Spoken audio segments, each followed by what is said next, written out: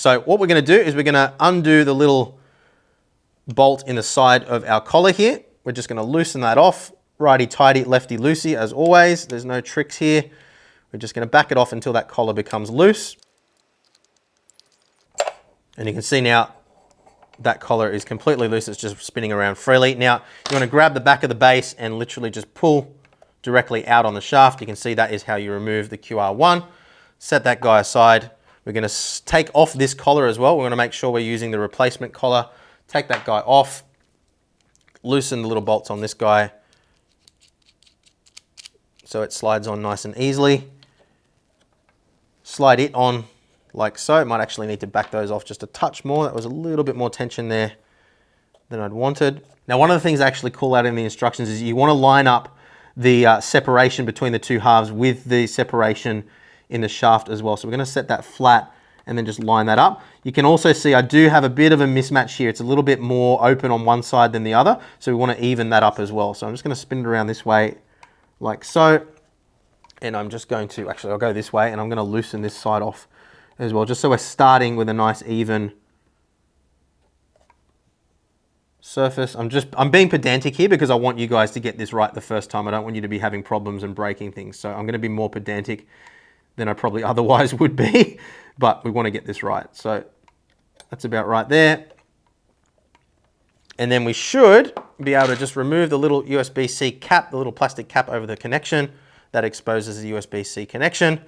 And then we're going to simply just slide this on, making sure that we align the keyways here on either side. You can see there's little parts that stick out on either side. They're going to line up with the gap in the middle. So simply slide it into position, click it in like so, and then we're going to tighten this down evenly on both sides. So we don't want to end up with it askew. So I'm just going to go, remember I started from a pretty even point here. I think both my sides are pretty even. Just looking at that, I might actually do a couple of turns on this side first. So we go one tighter there and a little bit tighter on this side. What we do on one side, we kind of want to replicate on the other.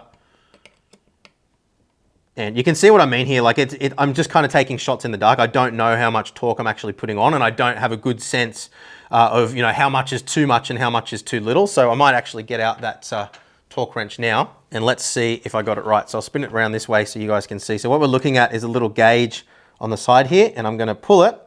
And basically what's going to happen here is as I apply enough torque that the arm of this is bending to the number 8 marking there without actually turning the screw, that is where I reach 8 Newton meters. So you can see I actually do need to go quite a bit further there. I'm going to do the other side again too.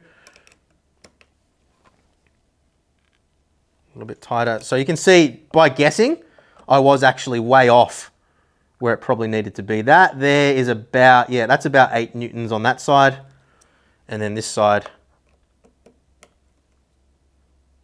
yep, about 8 Newtons before it starts to turn. So that should be about right. So yeah, 3 observations having just gone through the process. Nice and easy to do. There's no wiring or anything like that, so it is pretty simple. I do think that people will probably trip up and not do this up quite tight enough and have issues with disconnection. So yeah, just be mindful of that. And thirdly, I do find it interesting that although this collar is for all intents and purposes performing the same function as the collar that came with the CSL DD and the GT DD Pro by default, you can see because it's clamping on 2 sides rather than 1, I'm hoping that what that means is that this will also do away with the issue that we have seen from a few people with those disconnections as it starts to slide out over time. So provided that you torque it up to the right spec, hopefully we won't see any issues. That's not something that we can comment on at this point in time, but if we do run into any issues, of course, we'll let you guys know